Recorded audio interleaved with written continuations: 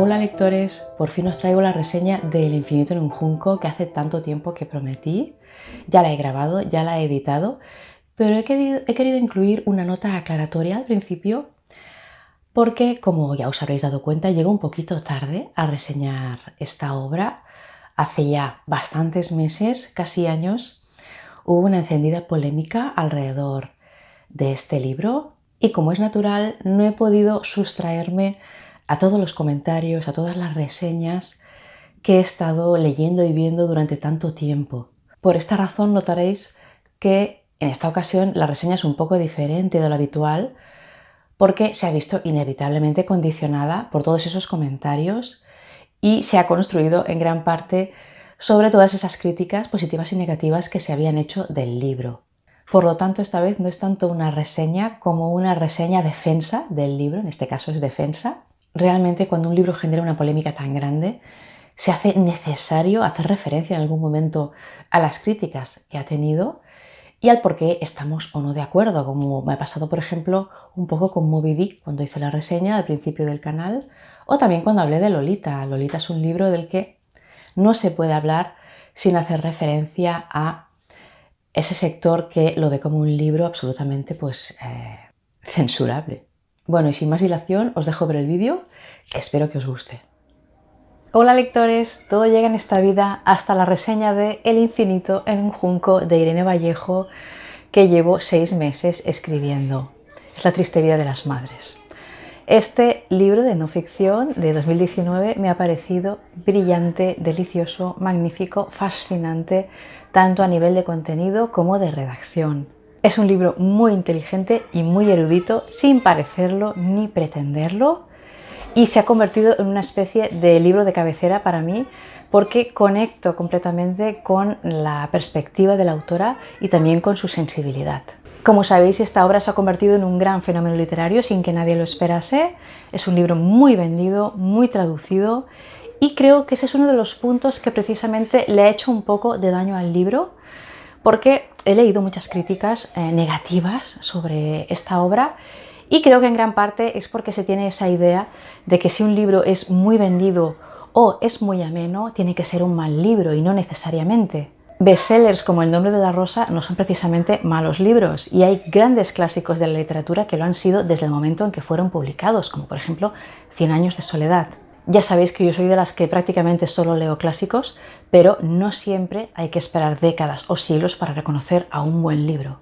Hay gente a la que no le ha gustado este libro o no le ha convencido del todo, y ha sido por motivos variados, pero muy claros y muy respetables. Pero luego hay otro cierto sector que ha volcado ciertas críticas absurdas, a mi parecer, sobre esta obra, tan vehementes y encendidas como faltas de argumentación, y fueron estas críticas tan contradictorias, tan extrañas, las que me llevaron a leer esta gran obra.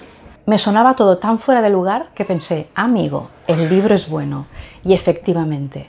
Creo firmemente que una crítica razonable de esta obra no puede negar ni la inteligencia de Irene Vallejo, ni su erudición, ni su buena escritura, independientemente de que el libro le haya convencido o no. Parece que el problema principal es que mucha gente ha leído este libro tomándolo por lo que no era, con lo cual no ha encontrado lo que esperaba. Luego hablaremos de eso. ¿Qué es El infinito en un junco? Es un canto de amor a los libros apto para cualquier tipo de público, porque tiene un objetivo divulgativo. Es decir, es un ensayo de divulgación con fondo académico, pero que combina las partes de ensayo con partes de ficción novelizadas, y sobre todo tiene un tono muy narrativo que conecta muy bien con el gran público. He oído decir que en realidad este libro solo ha sido encumbrado por los amigos académicos de la autora, y me he molestado en buscar alguna otra opinión de alguna autoridad que no conociera directamente a Irene Vallejo, y me he encontrado con que Mario Vargas Llosa es un enamorado de esta obra. Creo que más allá de lo que nos guste Mario Vargas Llosa, nadie duda de su nivel intelectual y cultural y de su talento literario. Yo os voy a leer lo que ha dicho del infinito en un junco. Me impresionó mucho El infinito en un junco, que leí de corrido. Mi impresión fue tan entusiasta que hice algo que no suelo hacer: escribirle a la autora una cartita muy cariñosa, felicitándola por la belleza de un libro maravillosamente escrito, en el que toda la sabiduría está disuelta en una crónica simpática, agradable, nada pretenciosa, explicando la maravilla que es la lectura y los inmensos beneficios que ella nos depara. Y añade: Muy bien escrito, con páginas realmente admirables. El amor a los libros y a la lectura son la atmósfera en la que transcurren las páginas de esta obra maestra. Tengo la seguridad absoluta de que se seguirá leyendo cuando sus lectores de ahora estén ya en la otra vida.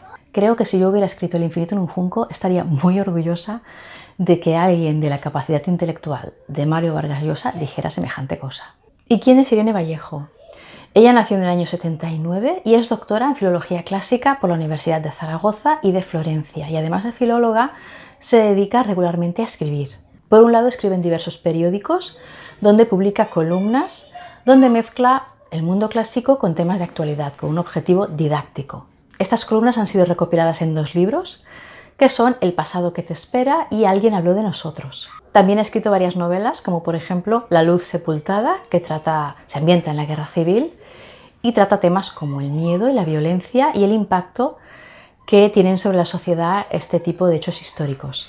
Y por otro lado también ha escrito El silbido del arquero, que trata de amor y aventuras en el mundo clásico y que es una novela que mezcla elementos históricos con otros legendarios. Por ejemplo, aparecen desde Eneas a Virgilio. Este tipo de mezclas y también el hecho de relacionar siempre el pasado con el presente son una constante en la bibliografía de Irene y también en el libro que nos ocupa. Antes de empezar con la reseña vamos a hablar un poco del título, que es maravilloso y es muy significativo.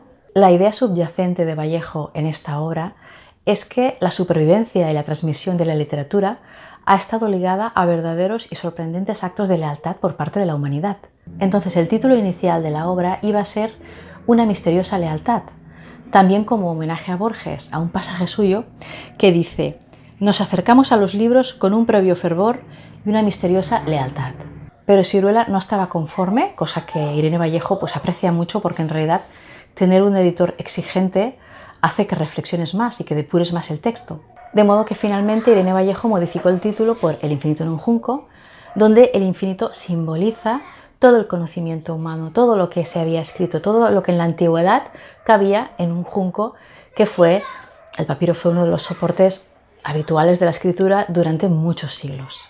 Precisamente hoy, esta mañana, les he estado explicando a mis alumnos, que ahora enseño archivística, les he estado explicando todos los soportes que ha habido para la escritura a lo largo de la historia, hablando también del papiro, y les he recomendado fervientemente esta obra. Una persona ya se la había leído, a ver si los he convencido o no.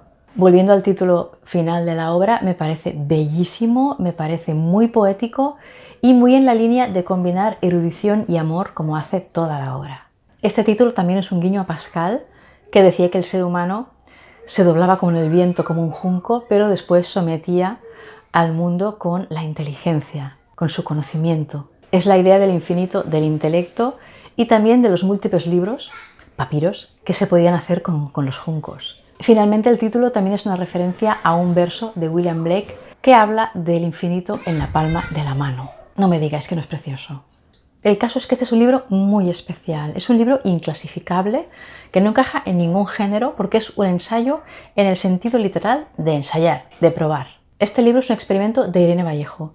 Ella se dio cuenta, dando clases, de que las narraciones dejaban mucha más huella en sus alumnos que no las abstracciones. Y por eso tuvo la idea de escribir un libro coral e incluso oral. Lo que hace Irene es explorar los límites del ensayo mezclando géneros: reconstrucción histórica, crónica de viajes, periodismo, literatura. Sobre todo lo que hace es intentar adaptar algunos elementos de la literatura de aventuras al ensayo sin traicionar el fondo, el contenido histórico y filológico. La estructura del libro está muy meditada, no es ningún caos, tiene estructura de cuentacuentos como el de Camerón de Boccaccio o como Las mil y una noches. Es un libro sobre libros que además quiere incluir a la gente común, quiere incluir incluso a la gente que no tiene nombre, de la que no se conoce el nombre, pero que se sabe que de algún modo contribuyeron a la formación y a la supervivencia de la escritura y del libro. A los escribas, a los bibliotecarios, a los aventureros, a los ladrones de libros, etc. En definitiva, la obra lo que pretende es despertar el interés por las humanidades en el gran público, y si luego ese gran público pues realmente le interesa, ya utilizará la bibliografía para ir a por los ensayos académicos. En este punto quería detenerme un momento para aclarar que este libro es un ensayo, que he visto que hay bastante confusión alrededor de este concepto. El infinito en un junco se publicó en 2019 y ganó el Premio Nacional de Ensayo en 2020. Y no es porque sí, es un ensayo. He oído decir que un ensayo es una obra de no ficción, rigurosa, objetiva, que utiliza fuentes, que maneja fuentes para argumentar y que en ningún momento el autor habla de sí mismo ni hace apreciaciones personales. Yo creo que el problema es que la gente confunde monografía con ensayo. La definición que acabo de hacer pertenece a monografía, no a ensayo. La diferencia entre monografía y ensayo es la forma de tratar el tema. Una monografía es una descripción académica sobre un tema de forma objetiva e impersonal que tiene un interés, un objetivo informativo, de transmisión de conocimiento. Sería como decir, tal libro fue publicado en tal año, por tal editorial, fue escrito por tal autor, que había nacido en tal sitio, se publicaron no sé cuántos ejemplares este año, no sé cuántos el siguiente, etcétera, etcétera. Información pura y dura. En cambio, el ensayo sí que tiene por objetivo específico expresar la opinión razonada de un autor sobre un tema. Un autor plantea una tesis y la argumenta con su voz y estilo personales. Es decir, la monografía es objetiva mientras que el ensayo es subjetivo. Aunque utilice argumentos y fuentes, es subjetivo. No importa cuánto argumentes ni las fuentes que aportes. Los ensayos siempre tienen una tendencia ideológica, historiográfica, filosófica, lo que sea, siempre. Nunca son 100% objetivos. Entonces, cuando la gente argumenta que El infinito en un junco no es un ensayo porque Irene utiliza su voz personal o incluso explica anécdotas personales y todo el libro tiene todo el rato un tono muy personal, se confunden. Además, el ensayo ni siquiera tiene unas normas rígidas de narración, de argumentación, de estilo, de lenguaje en absoluto. Permite muchísimos recursos. Y, por ejemplo, la divagación es uno de ellos. A diferencia de la monografía, que es absolutamente estática, el ensayo es absolutamente dinámico. En todo caso, lo puede ser todo lo que tú quieras. Hay muchos tipos de ensayo. Entonces, ¿cuál es el problema? Porque ha habido tanta confusión y tanta discusión alrededor de si esta obra es un ensayo o no. Lo que pasa es que es un ensayo de divulgación, no es un ensayo al uso. Lo que normalmente la gente entiende por ensayo es el ensayo académico, que sería, por ejemplo, este libro de Alejandro Magno de Bosworth, que es mi favorito. Es el típico libro de no ficción con notas al pie y con un tono más impersonal. No porque sea realmente impersonal, porque el autor defiende una tesis y argumenta según lo que él cree. Lo que pasa es que en los ensayos académicos no se suele hablar de yo, no se suele decir yo pienso o yo conozco, se suele decir se conoce, se concluye, se usa un tono más impersonal porque se considera menos prepotente a nivel académico.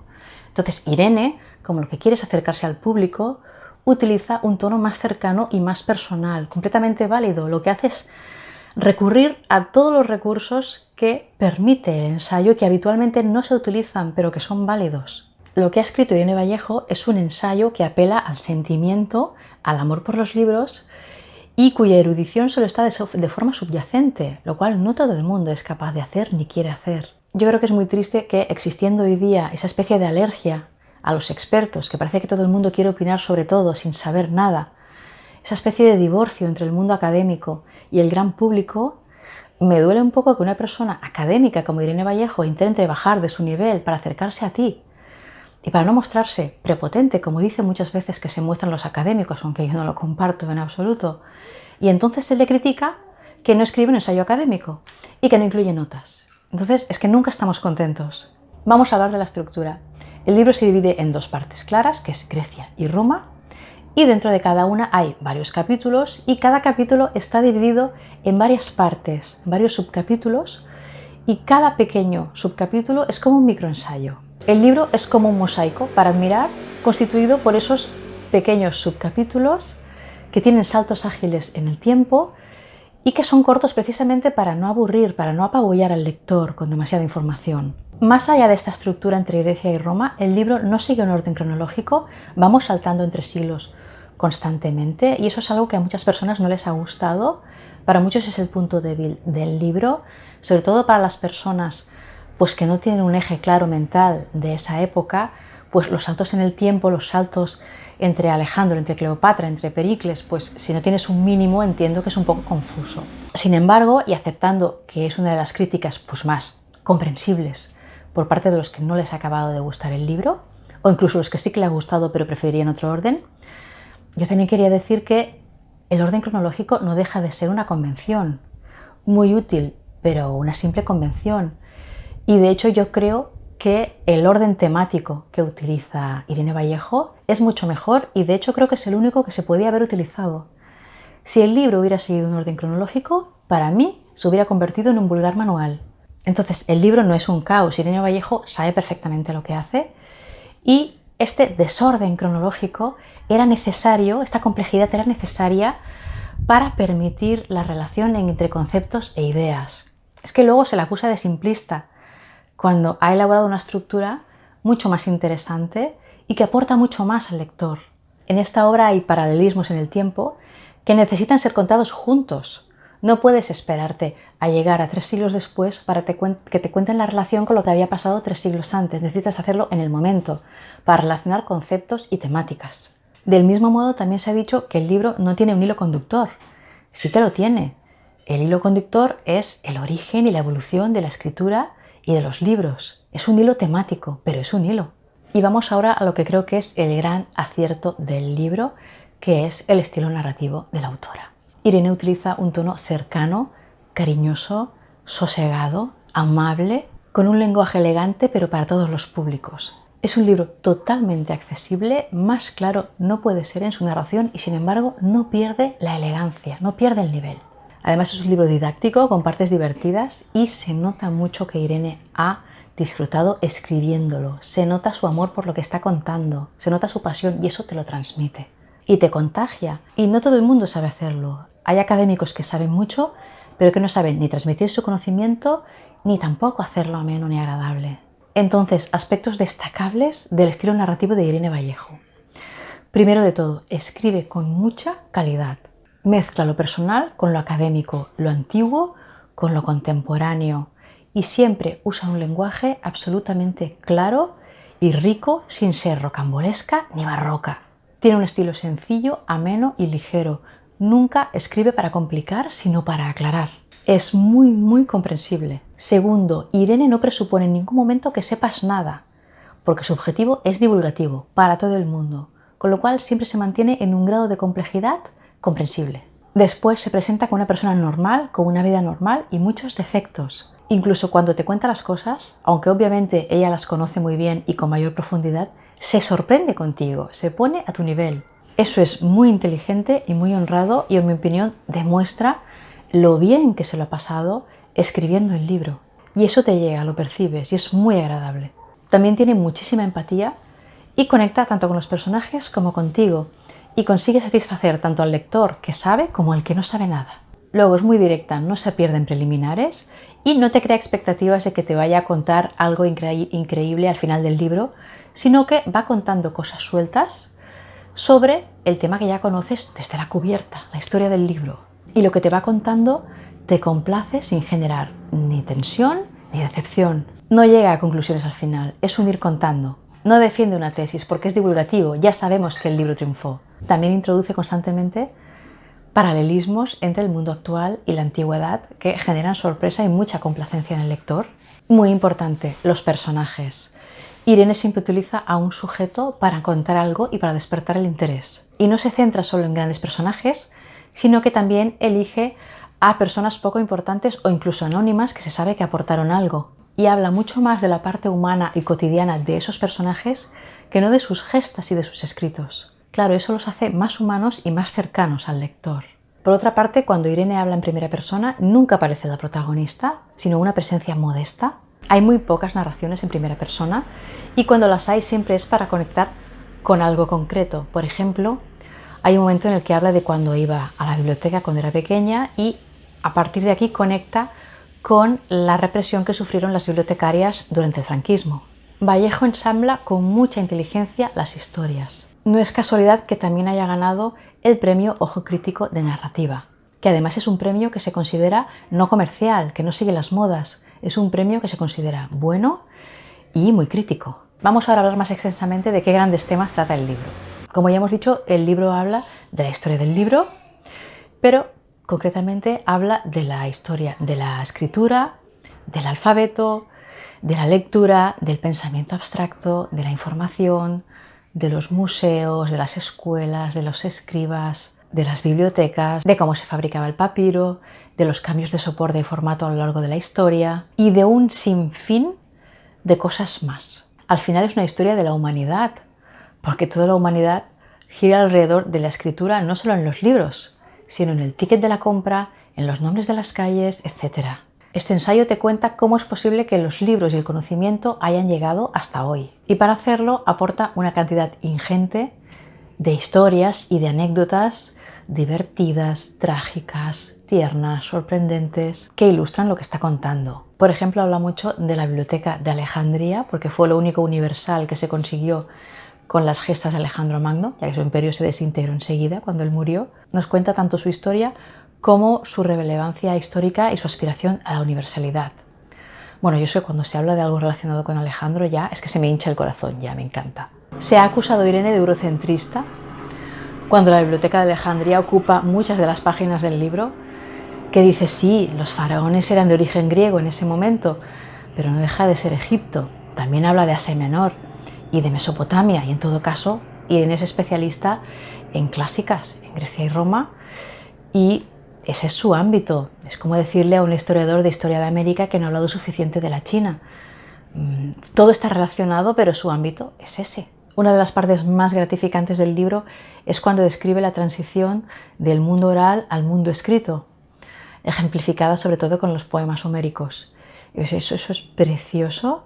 Hace mucha gracia cuando habla de cómo Sócrates se resistió a ese cambio, que creía que nos volveríamos estúpidos si escribíamos las cosas, que ya no habría reflexión, no habría debate.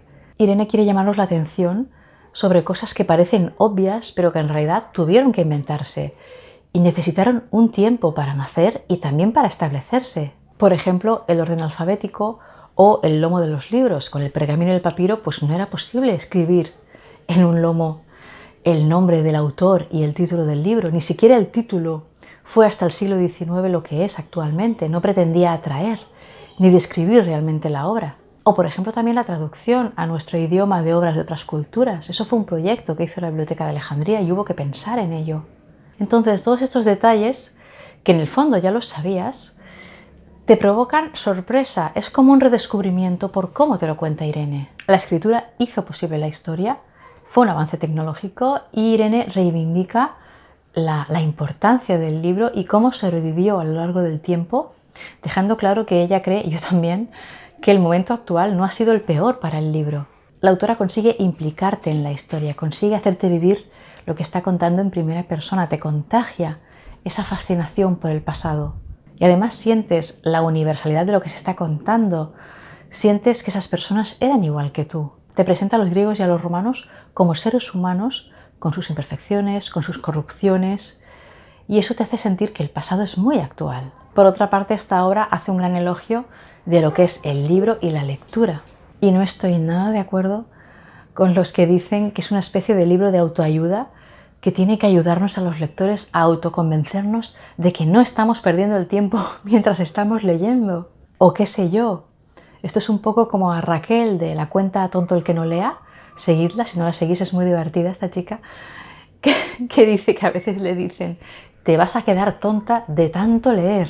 ¿Por qué los lectores siempre tenemos que pedir perdón por lo que nos gusta? Como si decir que te gusta leer es decirle al que no lee que es inferior, o qué sé yo. ¿Por qué no puedo leer sin que los demás decidan sentirse ofendidos o atacados? ¿Por qué si dices que los libros tienen valor, dan por hecho que estás infravalorando sus hobbies? ¿Y por qué solo se otorga prepotencia al que le gusta leer?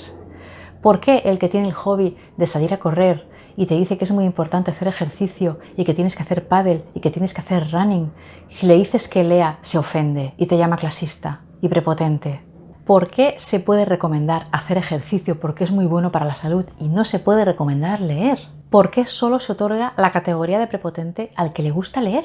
En realidad esta es una pregunta fácil. Todas aquellas actividades que han requerido algún tipo de esfuerzo intelectual han sido siempre sistemáticamente vilipendiadas y tachadas de prepotentes. ¿Por quién?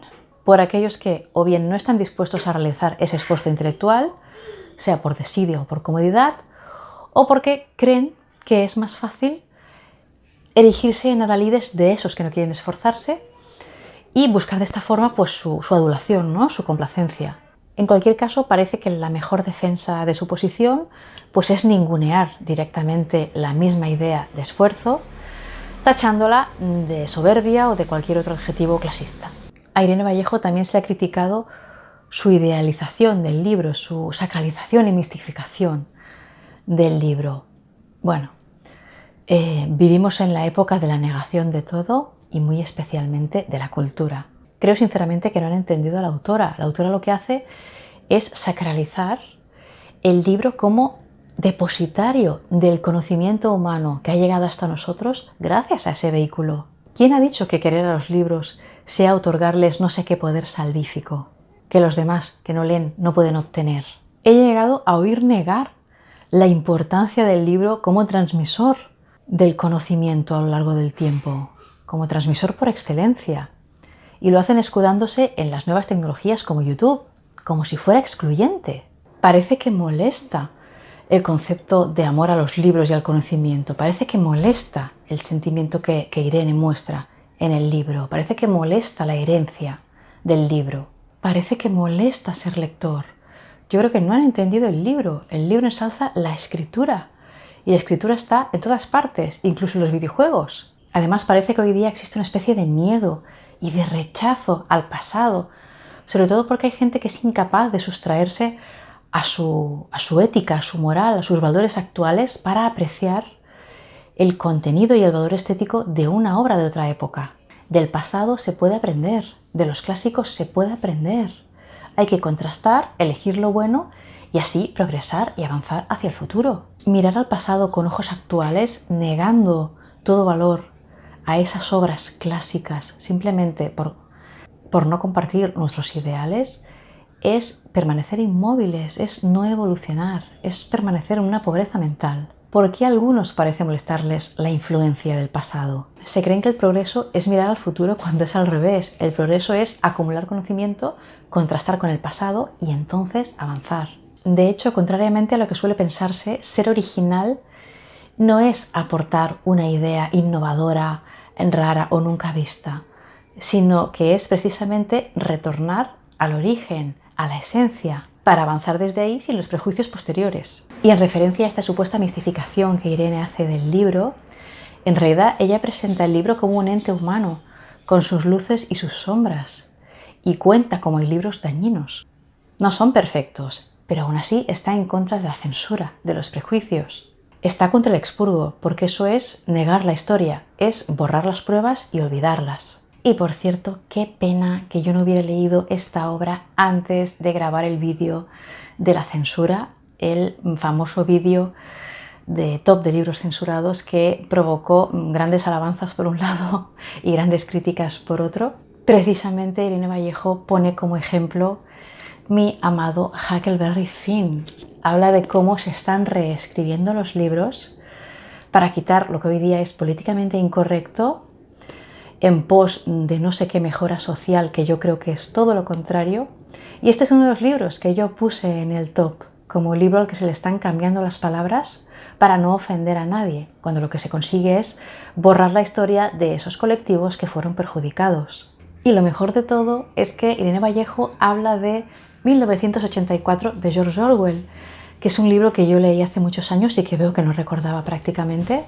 Y ella cuenta cómo en esta dictadura que hay, en esta sociedad que plasma Orwell, Orwell era un visionario, hay un departamento de ficción, un departamento que se dedica a reescribir aquellas obras que consideran inadecuadas para el régimen, que no cumplen los valores establecidos, no cumplen la moralidad que se considera aceptada por el régimen. Claro, es lo mismo que se está haciendo ahora. Se están reescribiendo libros como Huckleberry Finn, porque creen que ofenden a ciertas personas. La diferencia es que en 1984 lo hace el gobierno y actualmente el gobierno no necesita decir nada. No hace falta un gran hermano, porque el gran hermano está en todas partes, en la sociedad. La censura ahora se hace desde abajo. Está lleno de padres que corren a la escuela a tener un conflicto con algún profesor porque le han hecho leer un libro a su hijo que considera inadecuado. En fin, ya sabéis mi opinión sobre estos temas. a los recién llegados os remito a mi top de libros censurados. Por otra parte, cambiando radicalmente de tema, como esta obra es divulgativa, no se sale de lo más representativo de cada autor y no profundiza demasiado en los temas, sino que toca muchísimos temas por encima y los relaciona entre ellos. Entonces, en este sentido, se ha acusado el libro de ser muy simplista y muy superficial. Yo no definiría así la obra, yo diría más bien que es un libro completo pero resumido e ilustrado con muy buenos ejemplos. En este sentido es bastante curioso que en las mismas críticas en las que se dice que el libro es demasiado ligero, demasiado superficial, que no aporta nada y tal, se añade que Irene Vallejo tiene una actitud muy pedante, que aporta muchísima información para darse ínfulas y que agobia mucho. Entonces yo lo de superficial y que agobia no lo acabo de entender, por eso os digo que me parece todo un poco contradictorio. En este sentido, también se ha dicho mucho que es un libro que repite muchas ideas y que se hace cansino, que se hace tedioso. Sí que hay repetición de ideas, pero es que no solo es malo, sino que es imprescindible, porque es un libro divulgativo. Por lo tanto, hay ciertos mensajes imprescindibles que tienen que calar en el público no especializado y por eso es necesario que se repitan.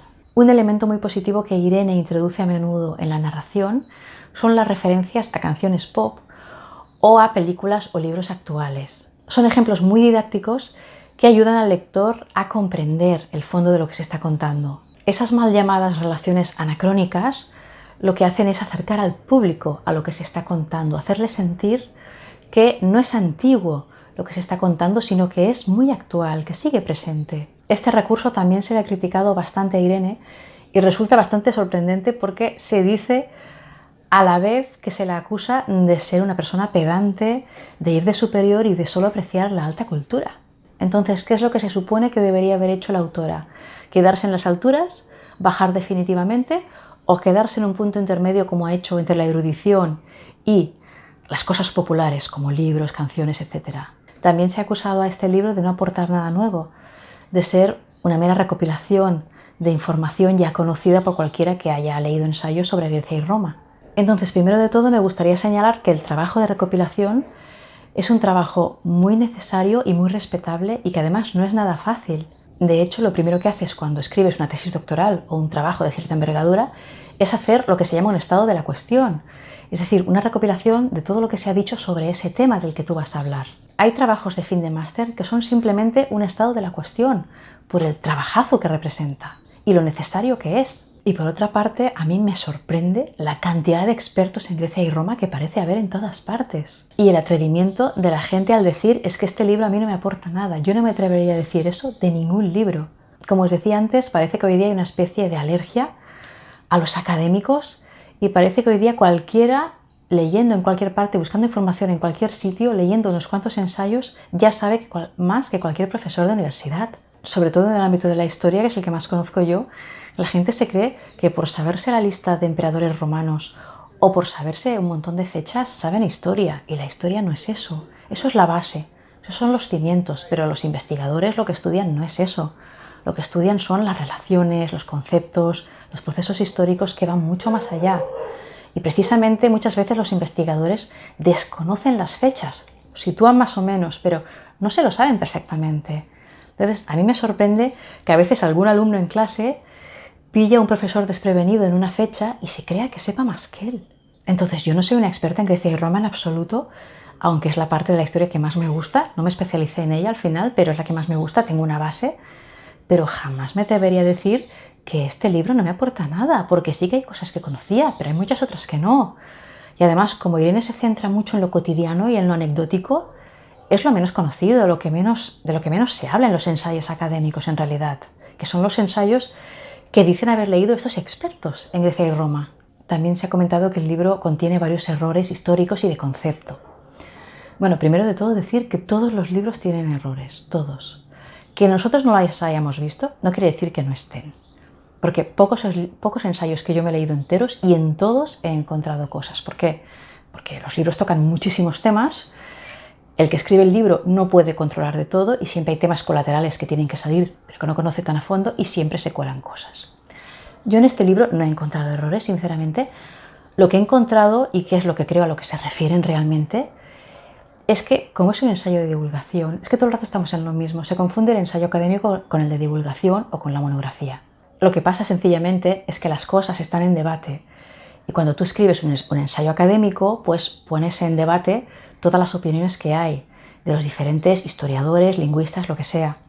Entonces, Irene, obviamente, como está escribiendo un libro para el gran público, no se para en debates, sino que se coge a la tendencia que ella comparte, lógicamente. Entonces, básicamente los que critican errores en el libro es que ellos comparten otra tendencia y querrían que la suya tuviera, pues, preponderancia. No caben los debates en un libro de divulgación, hay que simplificar.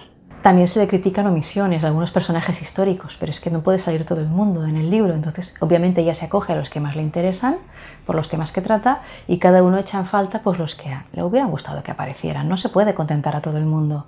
Es que me parecen críticas muy banales. En este sentido de los errores, también se le han criticado como errores las generalizaciones. Claro, por ejemplo, le han criticado que ella habla, creo que eran las mujeres griegas en general, como si fueran un todo, cuando en Grecia pues había varias polis y no tenía nada que ver Atenas con Esparta, ni las mujeres de Atenas con las de Esparta. Pero claro, es que Irene está haciendo una simplificación de cara al gran público, no puede pararse en cada polis griega y explicar cómo era cada una en todos los aspectos. Para eso te vas a un ensayo académico específico. Mirad, os voy a poner un ejemplo muy ilustrativo de esta tendencia de creer que por leer 4 libros sabemos más que un académico, un profesor, etc. Cuando yo estudiaba historia, cuando empecé historia antigua, lo primero que hice fue ir a ver al profesor y preguntarle cuántas clases habría de Alejandro Magno, que es como lo que más me gusta, ¿no? Lo que más me apasiona. Y él me dijo que solo una, para mi decepción, ¿no? ¿Y qué pasó en la clase? Que de lo que él explicaba, yo sabía muchas más cosas que él. Incluso me preguntó fechas, me preguntó nombres de personajes. ¿Vosotros creéis que yo sabía más que él? Claro que no. Yo sabía cosas superficiales, yo sabía lo que se encuentra en los manuales, pero él, del mundo helenístico, sabía mucho más que yo. Lo que pasa es que las fechas, esas cosas superficiales que sirven de línea conductora, no se las sabe bien, las puede consultar en un manual cuando quiera. En su mente había mucha más amplitud y mucho más conocimiento que en la mía. Y de hecho, un día me dijo, ya sabes bastante de Alejandro. Y yo pensé, ¿qué dice? Nunca se sabe suficiente, ¿no?, de Alejandro. Y ahora entiendo lo que me quería decir. Yo ya tenía unos cimientos suficientes para estudiar el mundo helenístico. Me faltaba entrar en la materia propiamente dicha. Por cierto, que era un gran profesor, humilde, sencillo y que sabía muchísimo. Era el cabeza de departamento. Y no tenía ínfulas ningunas. Siguiendo el tema de los supuestos errores, también se le ha achacado a Irene Vallejo que no diferencia entre historia y mitología. Obviamente Irene diferencia las dos cosas. Lo que pasa es que con un objetivo literario y poético mezcla personajes en esta obra que os he dicho que es experimental. Lo más gracioso es que esto se afirma después de decir que la Biblia es un libro mitológico.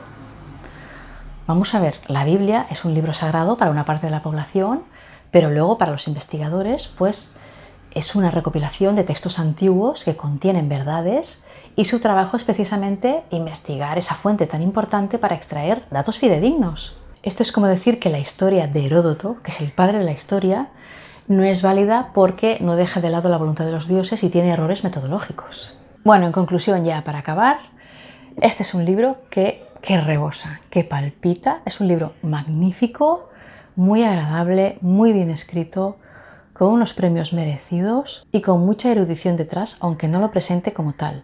Es muy preocupante el divorcio actual que hay entre el mundo académico y el gran público.